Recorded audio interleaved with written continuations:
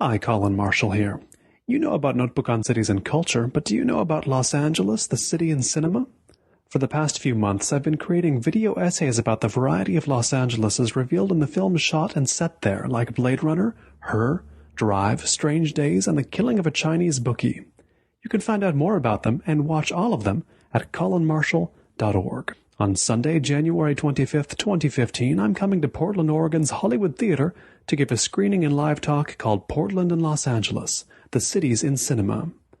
I'll show and discuss never-before-seen Los Angeles video essays there, but it'll also be the world premiere of Portland, the City in Cinema, my long-form video essay on the roles the City of Roses has played in films like Zero Effect, Old Joy, Cold Weather, and My Own Private Idaho. Also, we'll definitely all drink a lot of beers. For details, visit colinmarshall.org. And to buy your tickets, visit hollywoodtheater.org. Thanks. Notebook on Cities and Culture's Korea Tour is brought to you by Daniel Murphy, David Hayes, and Polar Inertia Journal, an outlet for artists and researchers documenting the urban condition at polarinertia.com.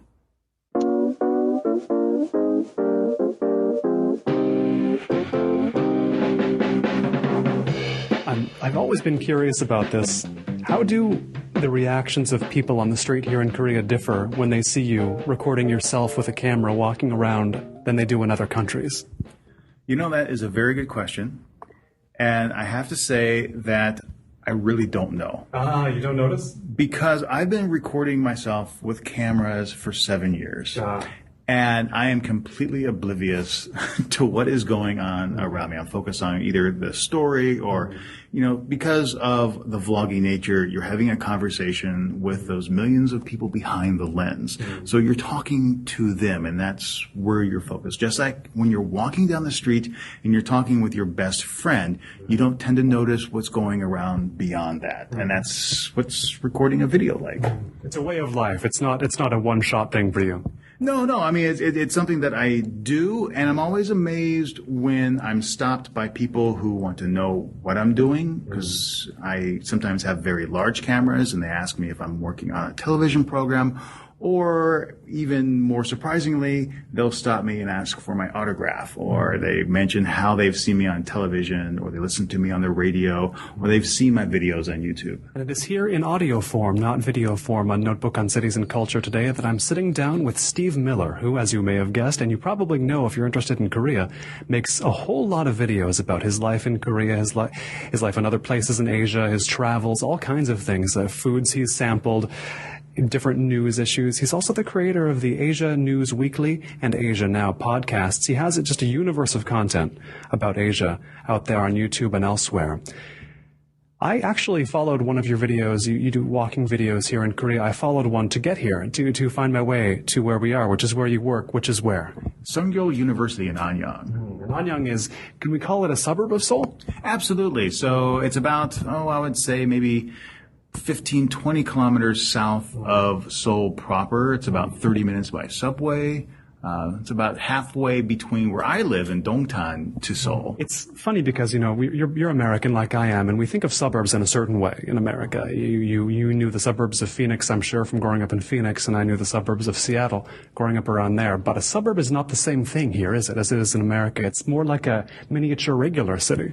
Well, yeah, you use the term satellite city here in Seoul, but I actually think of this pretty much just the same as in Phoenix. Oh, really? Because in Phoenix you have Tempe, and then you have Gilbert, Mesa, and the only differing function between either one of those cities is that you simply cross the street.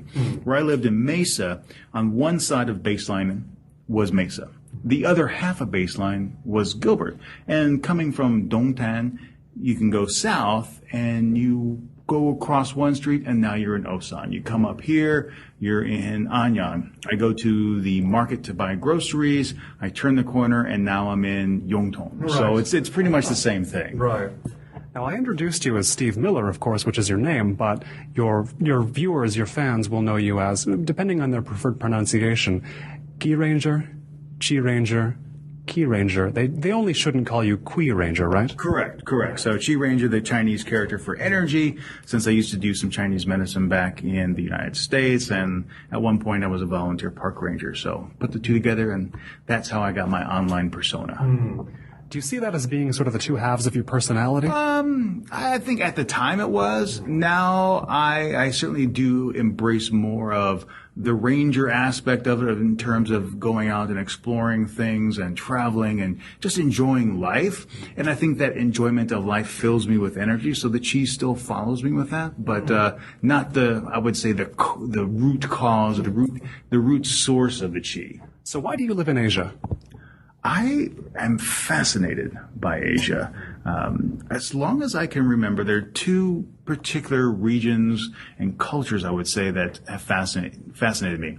One would be the indigenous populations of the Americas, which I absolutely love. And growing up in the Southwest, you get a lot of exposure to that culture, right? Oh, absolutely. I have several friends that are Native American. I lived up in Flagstaff, so going up to the Hopi and Navajo reservations. I love Mesa Verde. I was a park ranger at Tonto National Monument for 6 months, volunteering my time at the cliff dwellings there. I love going to South America and Mexico, seeing the Inca, the Aztecs, the pyramids. It's just fascinating. But on this part of the world, I'm very much fascinated with Asian cultures and history and the migration of people across the continents, especially in East Asia and Southeast Asia. Now, why Korea? What brought you here specifically?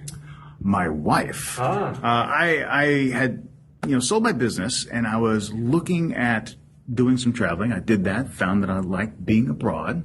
And I had a master's in education, wanted to teach abroad, and I was looking at several different countries, but my then girlfriend, fiance, said, why don't you look at Korea? Because when you look at the job requirements and how much it was paying at the time, was actually financially more advantageous than some of the other countries. Wow. And I really didn't know anything about Korea other than MASH. So, which is true of many Americans. Well, yeah, and back in 2008, that was about it. So I came here not only to teach, but I could satisfy my desire to learn about a new culture. I knew a lot about China. I knew a lot about Japan, but I knew next to nothing about Korea, and I thought that would be a perfect opportunity. Now, was there a period of research here where you plunging in, and that was the way to learn? That's the way I did it. I essentially decided to come to Korea, and within 2 weeks I had the job offer, and then it was time to be here. So I had almost no prep time, and I just came here, and once I was here, I just wanted to learn. So I spent a lot of time exploring, researching, and it was that opportunity that allowed me to, I think, learn fairly quickly about different aspects of Korean society. And being someone who's very much interested in that, I had no problem asking people, what is this about, or why is this done this way? And going to more of the historical sites, I certainly picked up a lot of information. Like the United States, especially like Arizona, I have friends who have lived 20, 30 years in Arizona who have never been to the Grand Canyon. But that was also the same here. Not too far away from here is the Suwon Fortress, which is a magnificent UNESCO World Heritage Site.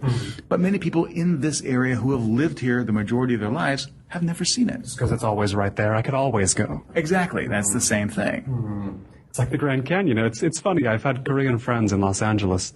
I didn't make it to the Grand Canyon until fairly recently, just less than a year ago.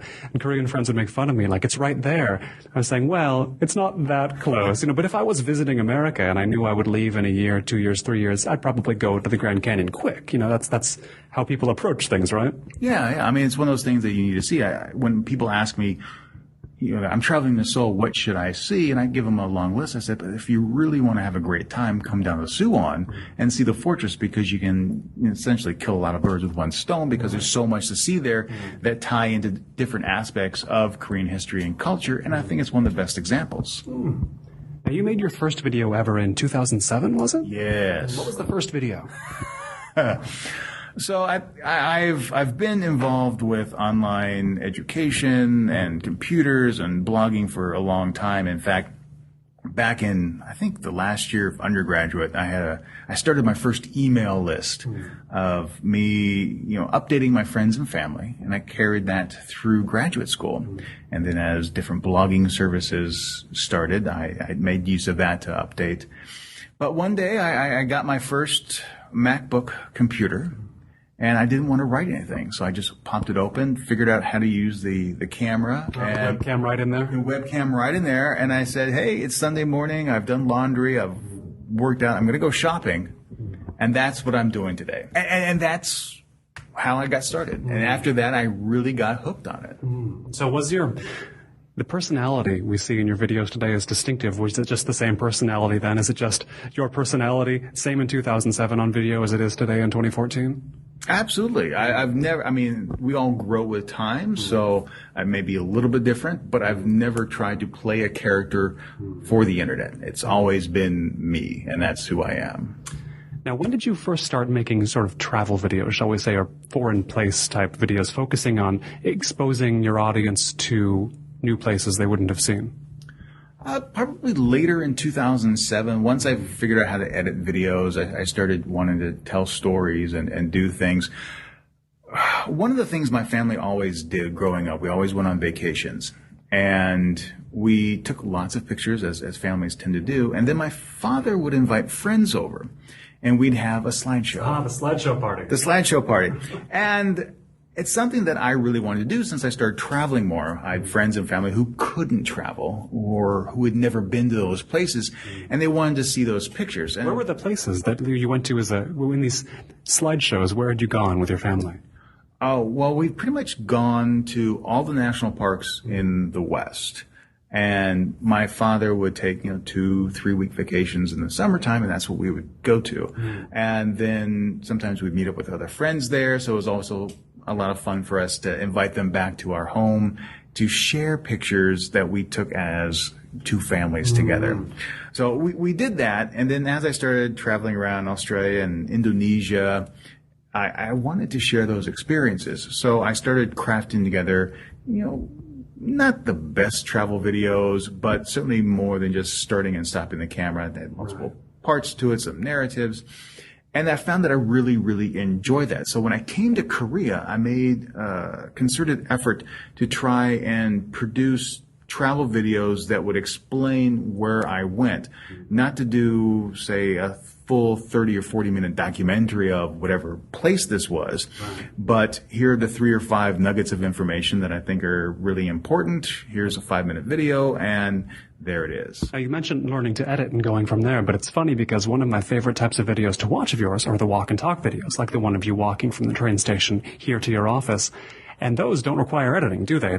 How did you come up with that to shoot yourself walking and in such a way that you wouldn't need to edit, that it would be sort of a continuously interesting experience? That was actually a lot of requests from my audience. They wanted to see longer form videos. And so I just said, okay, I'll find some cool places to walk around, start the camera, and then just record my stream of consciousness as I walk around and explain things as they occur or just respond to them. And what kind of places do people want to see? What kind of places do you go where you're like, wow, that video did very well? I wonder why. I mean, do you have those moments? I do, and I have given up long ago trying to understand what makes a video very successful and what people really want to see. I always ask for suggestions because I'm all about, trying to help people get a better experience out of Korea. But also, if there's something that they really want to see, then I'm happy to do that. One video that really, really surprised me is before the Bundang line opened up all the way to Suwon Station, close by where I live is Mangpo Station. And it's a very small subway station. And I went down there just to show this is what a terminal subway station looks like. This is what it is. And then within a week, it had something like 10 or 14,000 views, which I would expect maybe if it's like Gangnam Station or something very famous, but this is just a small, uninteresting subway station. There is, in Asia, typically outside of stores, you see these animatronic figures that spin around bowing. And, a 30-second clip of, here's a gas station with the robotic woman welcoming in the customers had like 20,000 views. And, I I thought it was interesting. That's why I shared it. But I never thought it was going to be something insanely popular. You have a particularly successful video called, what is it, Lose Weight by Walking in Korea? Maybe because the words lose weight are in there? Probably. But what I found was interesting is everywhere you go in Korea, there is what they call a neighborhood map outside the subway station. Very useful. Very useful. It gives all the street information, and it's broken down to, I think, 50, 100, and 200 meters away, up to 400 meters away sometimes. And my wife and I use that very extensively when we're trying to pinpoint where we go. And last year, there was a medical report put out by Seoul City that's saying that 25% of the residents were obese. Now, that is a little bit of a misnomer, since obesity here in Korea is defined as anything over 25 BMI, whereas in the United States, that would just be considered overweight. So, but when I released that video, it was the first time they actually put the calorie markers on the distance. Oh, really? And here at the university, not in this building, but in the other building over there, they actually have, if you walk up and down the stairs, you'll burn 9 calories. So I'm seeing more information of that, and I think that is fairly interesting, because around the world you see increasing rates of obesity, increasing rates of diabetes, and I thought this was an interesting way to say, okay, well, if I just walk 200 meters, I can burn these extra calories. And over the years, when I've wanted to get some extra exercise in when I haven't necessarily had the time, I thought, well, instead of taking the bus 1 kilometer to go to the market, I'll just walk and then come back. And that can be my exercise for the day, because I have extra work to do. Yeah. And I think that's kind of what they're trying to do with this. Now, for those who only know your Korea videos, where else have you shot videos? Where else have you done this sort of experiential, this form of experiential media? Let's see. So we have a lot of videos from the Philippines, where my wife is from. Oh gosh, I love the Philippines. Great food, great places to go see and explore. Thailand, Singapore, Indonesia, let's see, Malaysia, let's see where else. And that's pretty, I think that those are the key places. A great deal from Southeast Asia, then. Yeah. I mean, my wife being from the Philippines, I love being in Southeast Asia. Before we hit the record button, we were talking about the food in Southeast Asia. Spicy but flavorful stuff. Spicy but flavorful. I love the food down there. I love the diversity of food down there.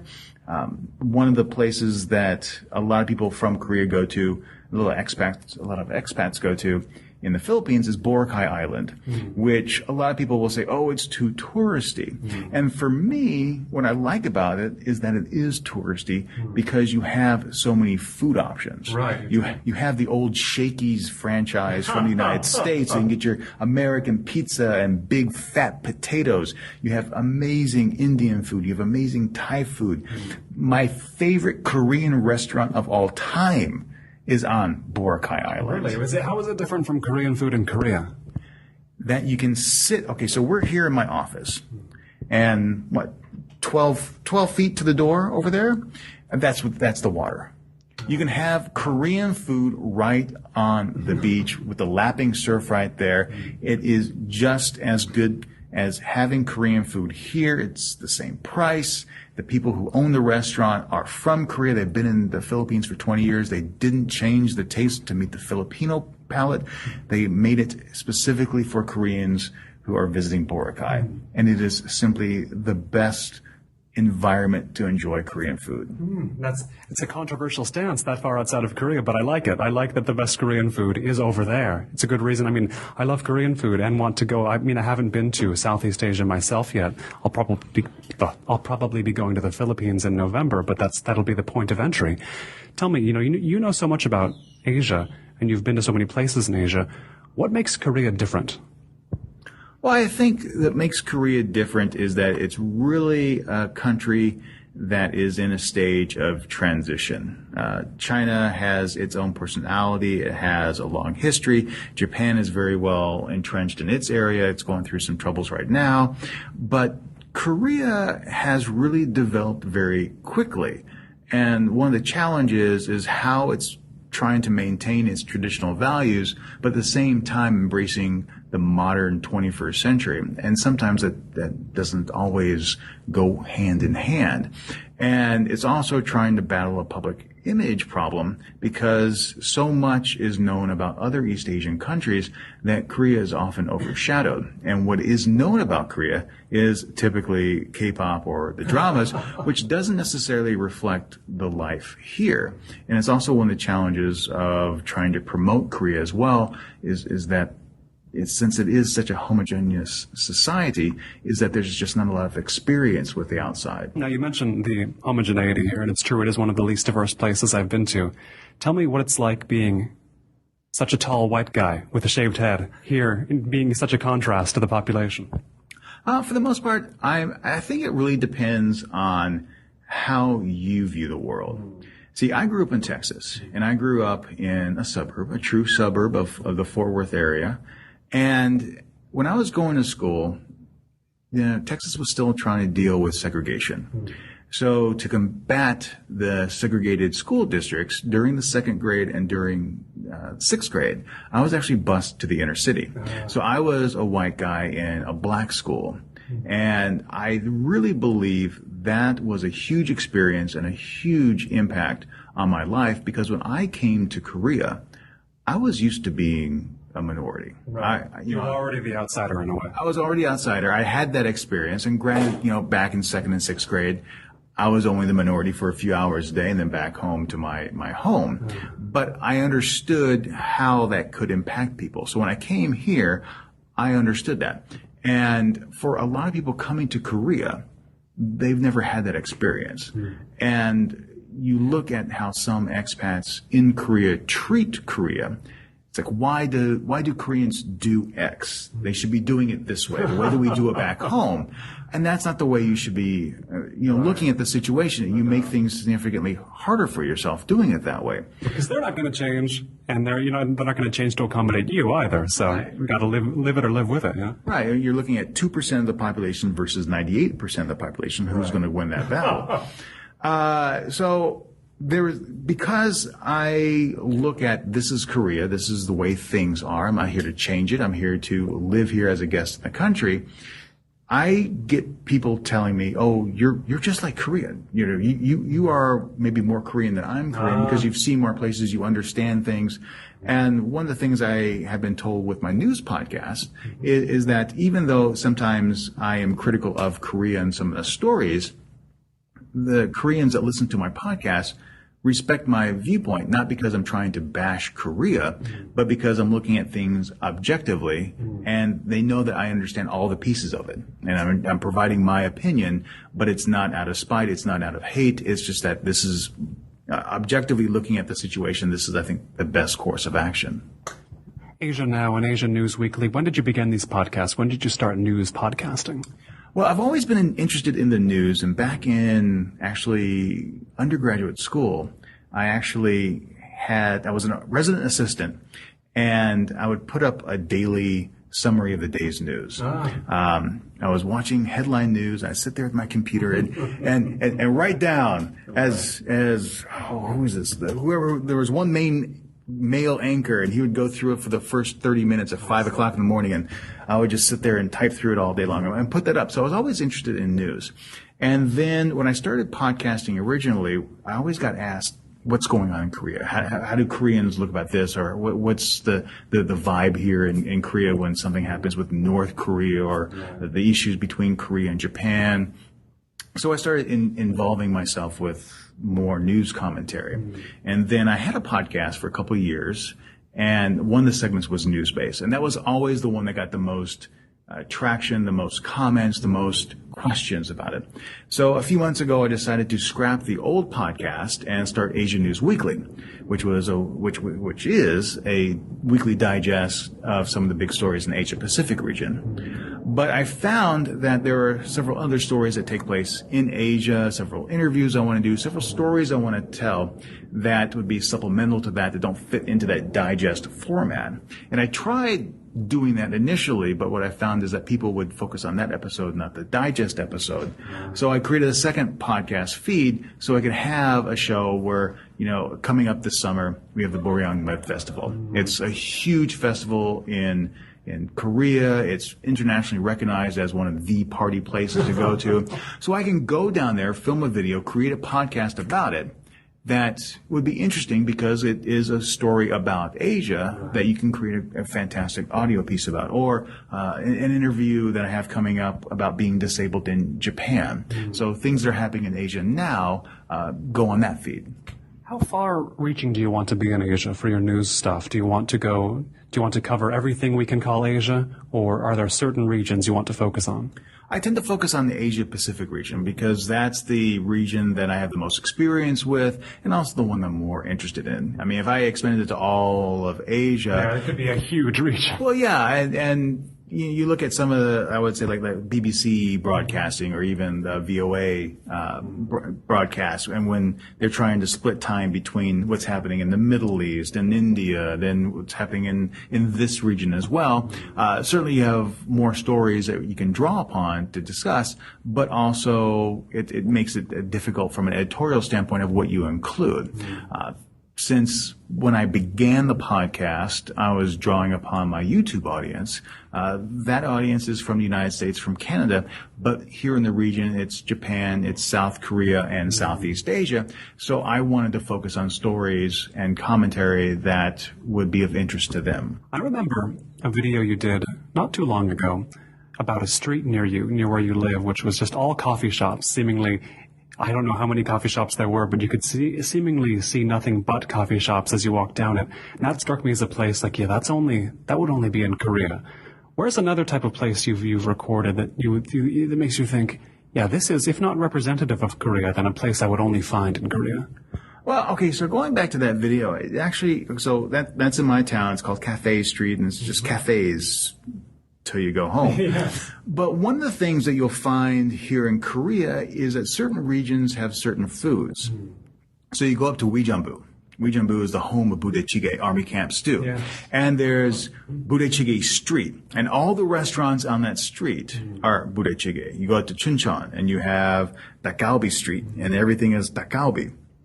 So I think that is very indicative of Korea, but also from a business standpoint as well.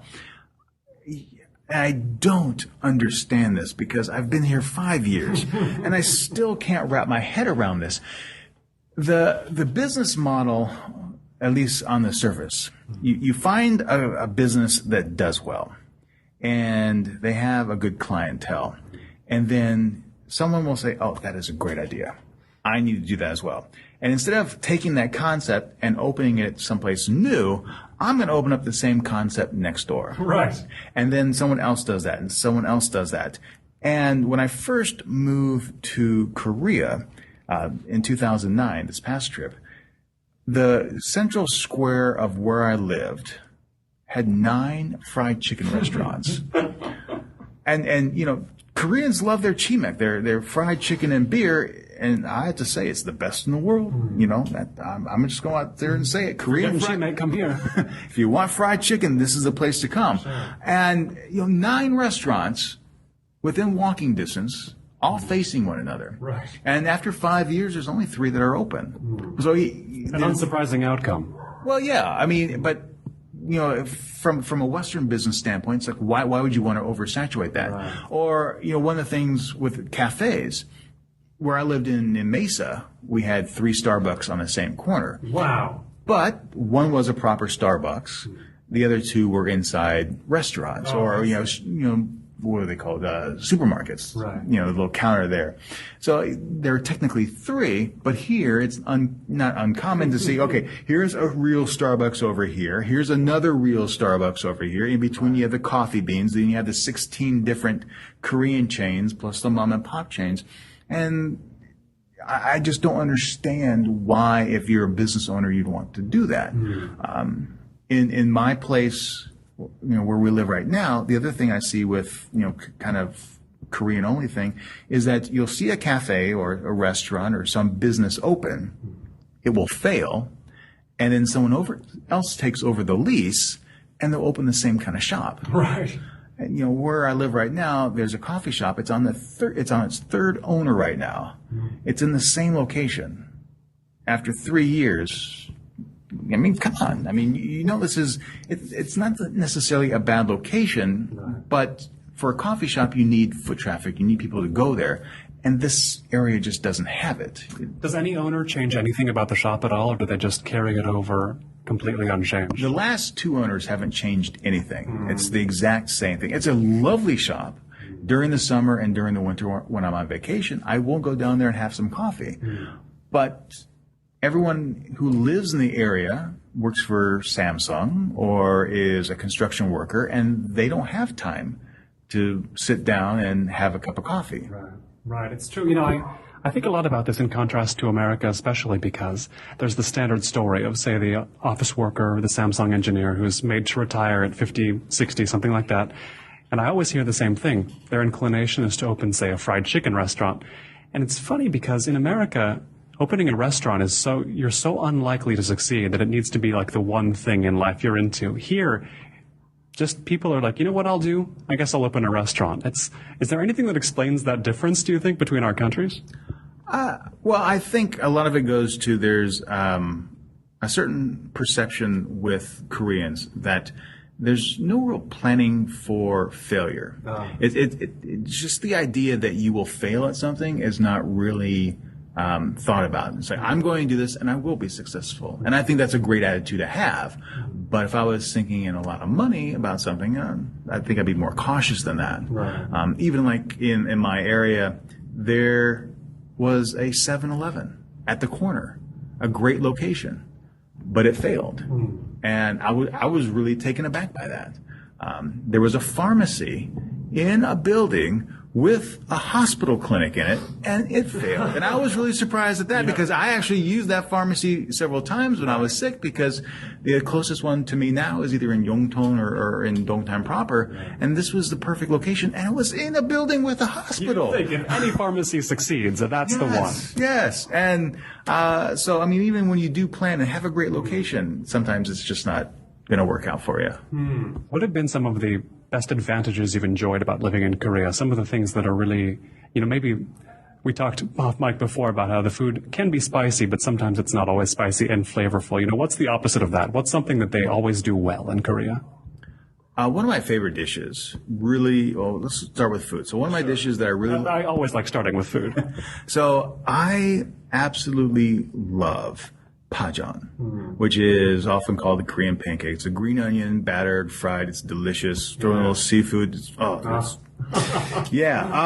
And I've had a few bad ones over the years, but it's just a great food. It's hard to screw up a pajeon. Yeah, it really is. So that's something I really do enjoy. I love, stews. So either kimchi jjigae, and we actually had this great one. It's actually in Sinchon, and it's a 7-minute doejeon kimchi jjigae tuna chamchi thing. It's some weird name. And those are the different elements of the name. Yeah. But it is phenomenal. It is amazing. And typically when you have kimchi jjigae, kimchi stew, it's very liquidy, and you do get bits of tuna if you have it with the tuna, kimchi in there, you get tuna, tofu in there. Yeah. But this, almost all the liquid is removed from it. So every mouthful is just filled with meat, filled with pork, filled with tuna. You have bits and pieces of kimchi in there. It's just amazing. This stew, we should clarify, is it in Sinchon or Sinchon? Sinchon. Yeah, Sinchon, the one by Yonsei University. Yes. Okay, good. I've been thrown by that before, that there are two stations on the same line, quite far apart, but Sinchon and Sinchon. A good reason to learn Korean, right? Just because it's easier to tell the difference in Korea. Absolutely. In fact, when I first came here in 2008, I wanted to go to On the Border at Sinchon Station, but I read that as Sinchon Station, so I went to the wrong one, and I was taking with me two of my friends from the school I was working with, and we're like, oh, wrong one. And then we actually had to go to an internet cafe, a PC Bong, look it up on the internet, like, oh, okay. And then rode line 2 all the way around to Sinchon, and finally had our Mexican food that evening. Right. So very important. Now, you mentioned Mexican food, and it's been fascinating for me to try various examples of Mexican food here. What has been your success rate with Mexican cuisine in Korea? For the most part, generally positive. When I first came here in 2009, probably I guess the granddaddy of them all would be Dos Tacos, which I probably went to quite often in the beginning. There have been some other ones. There's a place in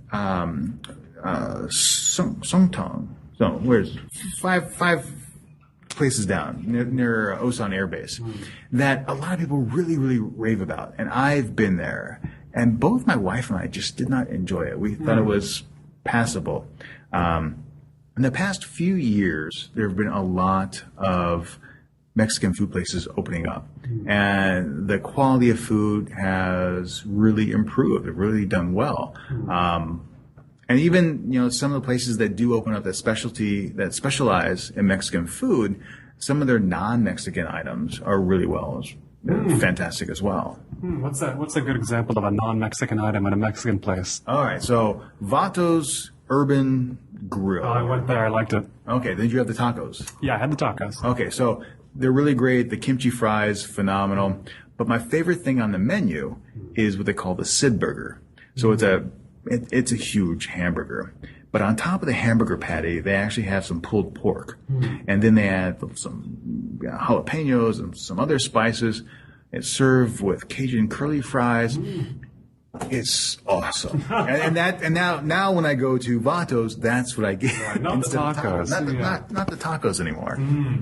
Now, when you arrive in a new city, say in Asia, you've never seen before, what's your preferred method of exploring it? I think what I like to do is, say, pick a destination, and usually a cultural or historical site, and then enjoy that. And then when it's time to eat and have a cup of coffee, then you start exploring out on foot. And that's typically how my wife and I travel around. When we were in Singapore, we actually took advantage of their tourist pass. We could use the metro and the bus, and then just walked incessantly around Chinatown and found all kinds of interesting stalls. And the same for when we were in Georgetown, Malaysia. We pretty much walked the entire city. It was just fantastic. So my wife and I do a lot of walking, but in a city like Seoul, you got to make use of public transportation, or else you ain't gonna cross the city on foot. Yeah, you can. I've ridden across the city on bicycle. And that's a lot of fun because you can go on the river. Yeah, that's a blast, and only $3 an hour. It's fantastic. Now, tell me, we mentioned both here and then Southeast Asia, but I want to get more of an idea. People really, I've talked to people here in Korea who've lived here a few years.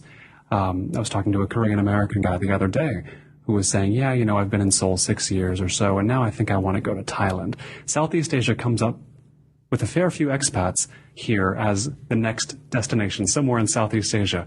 Do you think people seek that as an antidote to life in Seoul somehow? Quite possibly. I think with life in Korea, a lot of expats view it as maybe 1-2 years, something short term. I've always said that Korea just doesn't do a good job of enticing a large number of expats to stay here if they aren't looking at getting married to a Korean and making this their permanent home. You'll find very few expats who make Korea their home because that's where they want to live.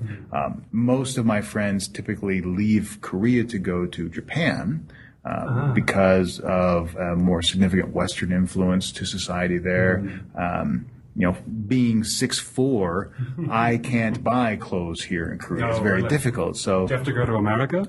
I either go to America. I actually had my mother ship me a whole bunch of dress shirts for this term. I said, these are my measurements. Go to town. And, she sent me a whole bunch. The blue jeans I typically wear, I actually had tailor-made in the Philippines. Because even in the Philippines, I had a rough time finding my size because I'm a freak of nature. Hong Kong has a lot of tailors that work cheap as well, if you need that. Yeah. So there's that aspect of, it's very difficult for me to find footwear in Korea.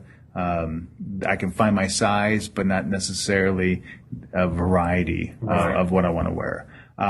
So a lot of teachers who want to stay in the ESL business typically do go to Japan after that.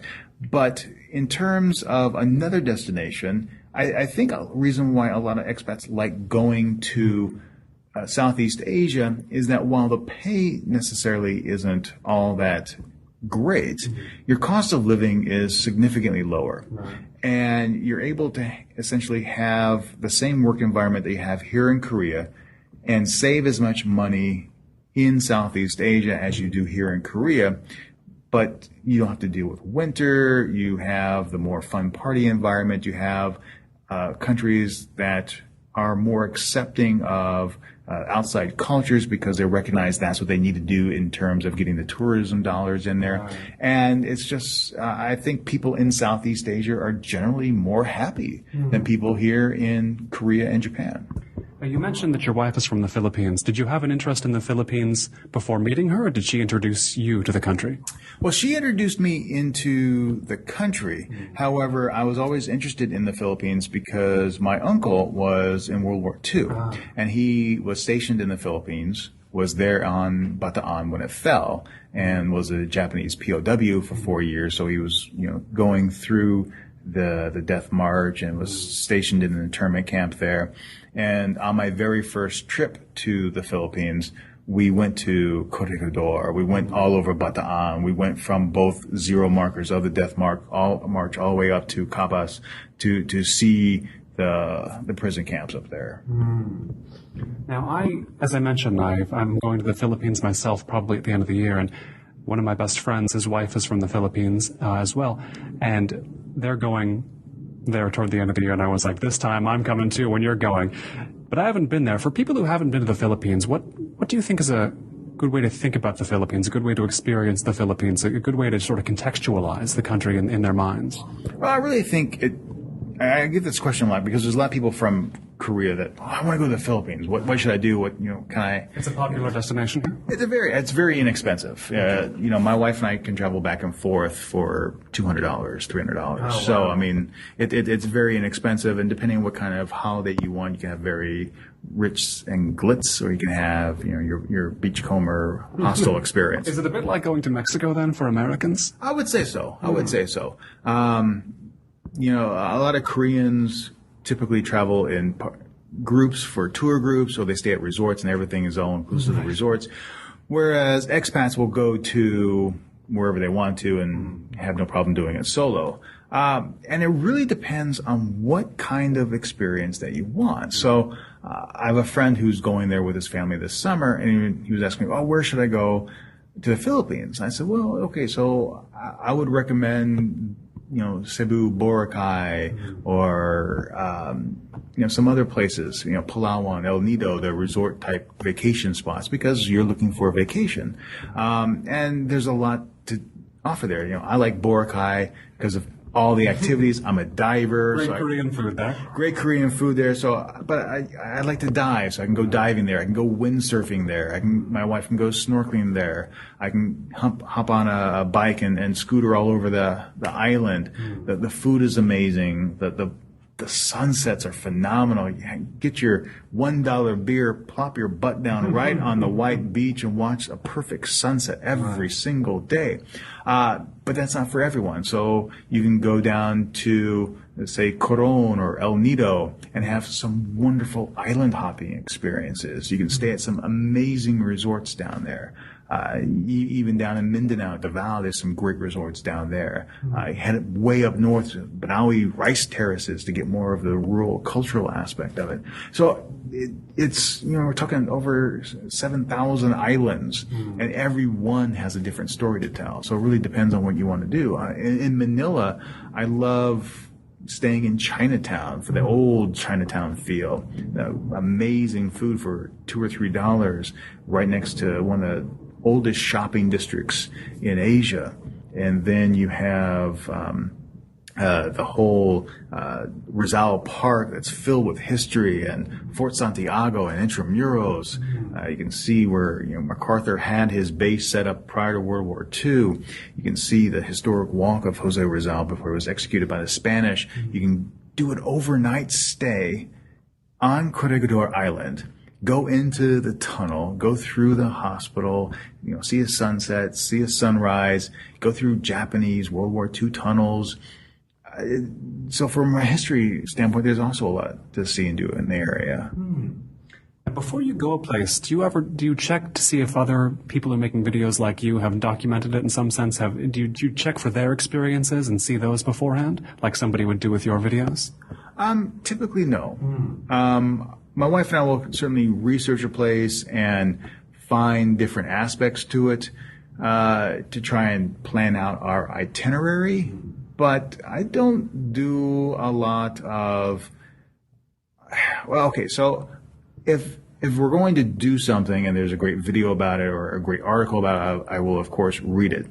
But I always do that with the intent of I'm gathering information versus this is what someone else did and how I might want to do something. I have really relied on my wife to do a lot of the research. She is a very detail-oriented person, and she excels at logistics planning. So a lot of times that's what she does. She'll make a list of things she wants to see, wants to do.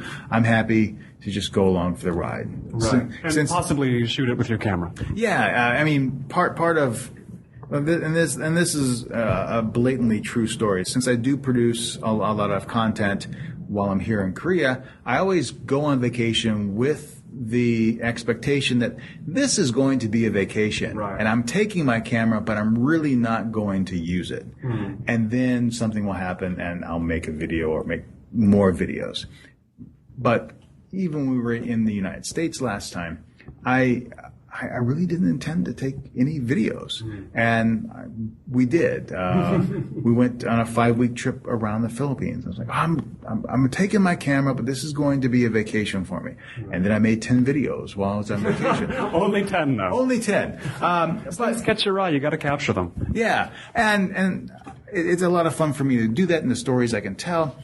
But a lot of times when I go on vacation, I really desire to go on vacation. And even this past trip, when we were going around Southeast Asia, I really decided not to make a lot of the produced type videos with a lot of editing. It was really, okay, I'm just going to do the one-off daily videos and take people along on my vacation with me. And I found that to be a great mix of I'm making videos of a trip, but at the same time, I'm not worrying about researching destinations and locations and trying to get certain, shots that are more quote unquote cinematic than anything else. It's just like, hey, look what I saw. Boom. I'm running through a whole field of pigeons, but we're shooting this in 240 frames per second. So it's really slow motion and, things like that. Now you use like several video bloggers or vloggers do a device called a GoPro. What is that? GoPro. I've heard the name so much and I don't know what it is. This is an older model, the GoPro Hero 2. But it's this camera. Okay. So it's small. It's about the size of the palm of my hand. And it has a wide field of view. And I just throw a microphone on it so I can record decent sound. But what I like about it is that a lot of cameras, if you're trying to record yourself, they all have very tight fields of view, whereas the GoPro specializes in having a very wide field of view. So from an interview perspective, from a vlogging perspective, I can have the camera an arm lengths away and get essentially my entire torso. Whereas with a standard HD camera or even your iPhone, you're only going to get your face. Right. And from a storytelling perspective, it just seems not as intrusive or in your face. Here, look at my nostrils. Yes, you can see some scenery around you. You get context. Yeah, and that's why I like it. And in my satchel, I have my iPad and I have this, so I can actually take the video directly off here, edit it, and put it up. The other thing I like about it is that it is small, it's light, and I found over the years, now that I have this camera, I actually use it more than my full-size HD camera. Oh, really? And simply because I'm here to tell a story. When we were in Angkor Wat, beautiful site, highly recommend it. I talked about it the first week, or I guess the last week of June on my radio program, talking about this week, the first week of July on my radio program. It's fantastic. And I shot this hour-long travel video about Angkor Wat. And almost all the footage was taken with the GoPro. And the only time I used the bigger camera was to zoom in and do some detail shots. And I think that makes for better storytelling and a better experience as well. Now, you've done so much revealing of Asia in audio and video form to people outside Asia, to Westerners. What sorts of things would you like ideally people in Asia or just Korea to know about America, to know about where you come from? Because you explode certain myths here about Korea, but are there myths about America you'd like to get rid of as well? That foreigners can't eat spicy food. Yes. That's the one that I still don't know. I mean, the prevalence of American television, of American news sources here have done a good job of showing what America is like to many people. It may not be a very realistic because it's television, but people get a good idea of what life can be like in America. But the spicy food thing, I think, is probably the biggest thing I would love to address. If there's one thing I could instill on the Korean people, is that yes, in the United States there's spicy food, and in many ways it's a lot more spicy than anything I've ever had here in Korea. We can use chopsticks too. Yeah, you can use chopsticks. Yeah. Virtually everybody under the age of 60, I think, can use chopsticks pretty well in America. Would you agree with that? I would say for the most part. I think it depends on if you enjoy, quote unquote, Chinese food. Because I remember growing up and never being able to use chopsticks. And there was like a big merit badge on my chest when I was finally able to be comfortable enough to use those horrific splintering chopsticks that you get. But I would say that here in Korea, chopsticks do take a little bit getting used to. Yeah, they're metal. That's different. They're metal, they're flat, they're very different than the round ones that you'd see in just about every other Asian country. And some people can take to it very easily, and some people have a very difficult time with it. So you got from that point where you were struggling in childhood with chopsticks at a Chinese restaurant to being as adventurous as you are today. Were there formative experiences that made you so outward looking? I think, I grew up watching Star Trek and all these adventure programs, and I think they had a huge influence on me that, life is finite. You only get to ride the blue ball once, and you can either live it being afraid, or you can take advantage of opportunities as they present themselves, of course, within reason. But I always want to try. I'm only trying anything once. Right. It's the opportunities are there. You have only to seize them. And I wonder, do you consider? First of all, let me ask this. Actually, do you always want to use teaching as a way to be able to easily relocate? Do you know what I mean? Like, teaching seems like something. If you're good at it, you can do it anywhere in Asia you like, right? Absolutely.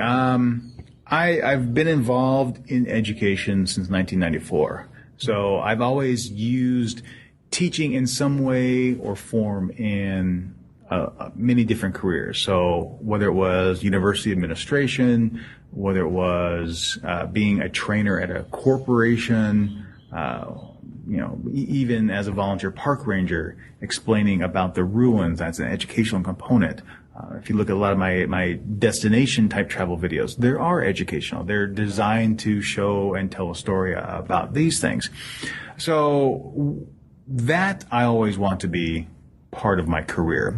Being necessarily in a classroom, not so much. Right.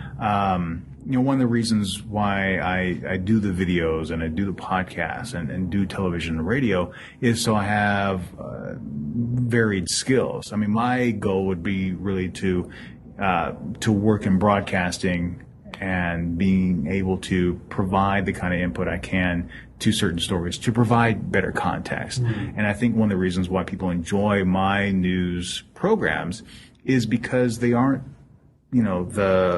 the flat news reading that you see. It's a narrative. It's a narrative of what is taking place, and there's pauses, there are inflections, and I think people find that enjoyable. But if teaching is to be something I want to do, I've said that after this next after this contract ends, I don't want to teach basic ESL in Korea anymore, because here in Korea, it just isn't looked upon as something very serious.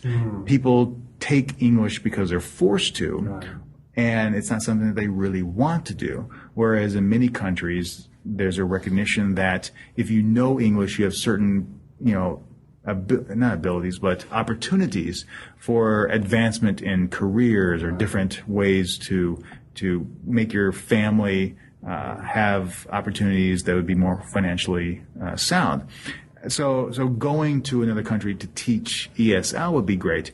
But at the same time, I would love to teach history. I'd love to teach science. I'd love to teach multimedia journalism. It seems like English is so obsessed over here. And yet, yeah, as you say, it's not really, people don't, even students sometimes, it seems like they don't know how to learn to communicate in English. They know how to study pretty well for tests, though. But what is that? Why is it different here in Korea? Well, I mean, you just hit the nail on the head. It's about studying for the test. Everything about the Korean education system is geared towards getting into college. And that's why you'll have students, even as young as first and second grade, going to after-school hagwons, because they want to be able to study enough to get a great test on the sunung, the college entrance exam, so they can go to a prestigious university. And unfortunately, that doesn't happen for everybody. And despite having sometimes 12 years of English education, there's little, I guess, ability to use it effectively. And there's a study that came out that, Korea essentially spends between $15 and $18 billion a year, and it only has a middle-of-the-road efficacy rating for English. And I think part of the problem is because most people who graduate college end up working in Korea. That's their career goal. They want to stay close to family. They want to work here, and there's absolutely nothing wrong with that. But in doing so, you're also living in a country where it's 98% Korean, and you never have the opportunity to use English. And just like me, I've learned Tagalog, but aside from speaking with my wife, I don't have the opportunity to use it. Right. I took 4 years of Spanish in high school and college. It was great speaking Spanish when I was in Arizona and traveling to Mexico, but I ran into someone at the hotel the other day who was from Spain, and I completely forgot how to say something as basic as, que necesita. And it wasn't until she said it back to me, I was like, oh, yes, that's what I wanted to say to you. Yes. So there's the whole use it or lose it thing here. And since most people don't interact with foreigners on a regular basis, right, there's just no need for it. It's a little like, you mentioned Spanish. In America, people study Spanish a lot, but for most of America, they're not that close to Spanish speakers. In Los Angeles, I use it every day. And as you say, traveling to Mexico and being in the Southwest, used it all the time, but it's purely a matter of regular usage, isn't it? Yeah, I mean, you use it or you lose it. And I learned Indonesian a while ago. I hear Indonesian is easier than many languages to learn. Is that true? I think all language is easy to learn. It's a matter of applying yourself and just repetition and using it. Which makes Indonesian, I think a little bit easier is that there's no real tense. If you want something in the past tense, you just add another word. If you want plurals of something, you just say that noun twice. So it makes it easier to catch on, but you're still learning different vocabulary and different things. Right. But I found it very easy. But now I can't remember anything. When I go to Indonesia or Malaysia, because the languages are fairly similar, I can pick up on it really quickly, but I can't have a conversation like I used to. I see. Now, somebody watching your videos who just thinks they're cool travel videos, why should they get themselves really educated about Asia? Why should they be aware of Asia? What to your mind is the reason Asia is important now? Well, if you look at the global state of events, you have, putting aside what's happening in the Middle East, Asia with Japan, Korea, and China are really economic powerhouses. So you have a lot of regional economic development taking place here.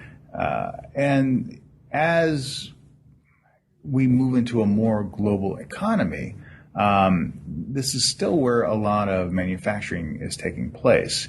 And the issues that are relevant here could have significant foreign policy ramifications for those in the United States and also other UN partner countries as well. And then there's also there's the global relevance, and then there's sort of the personal relevance. How do you think Asia enriches somebody who discovers it?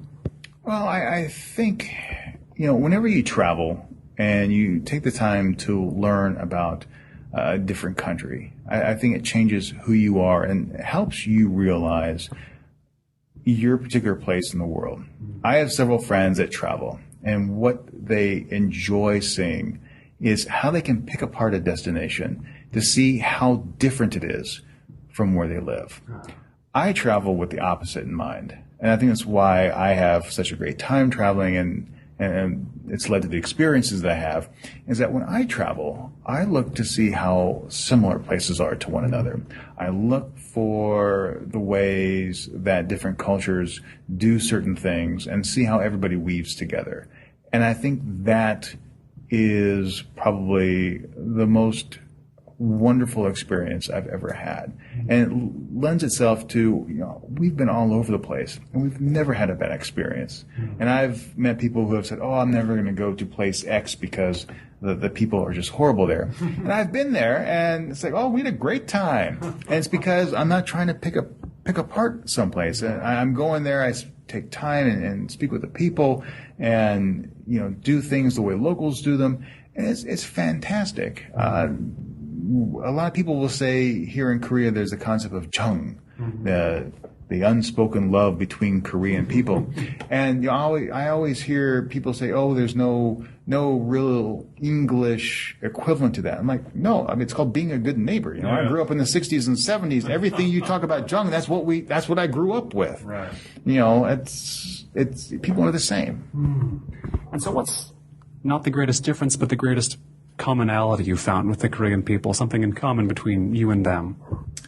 I think that on an individual basis, everyone truly wants to be happy, and that everyone, if they see someone having a problem, will try to do their best to make sure that other person's okay. And I've seen that around the world. I've never seen, people just back away just because someone's different. And that's an impulse you feel in yourself as well? Absolutely. If I can help someone, even just the other day, I was coming home from a meeting and I saw two people looking at a map, had no idea if they're.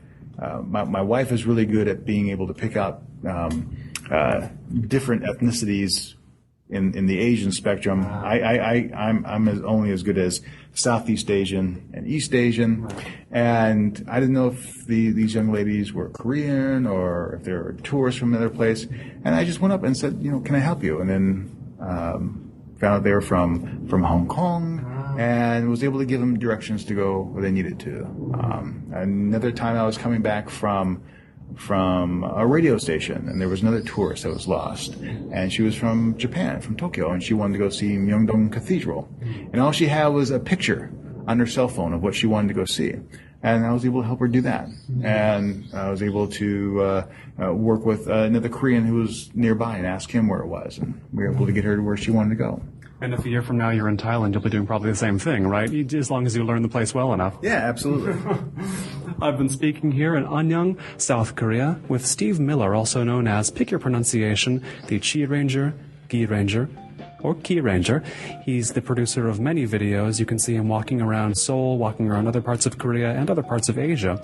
And he's the producer of two podcasts, Asia Now and Asian News Weekly. Steve, thanks so much. It's been my pleasure. This has been Notebook on Cities and Culture. I've been Colin Marshall.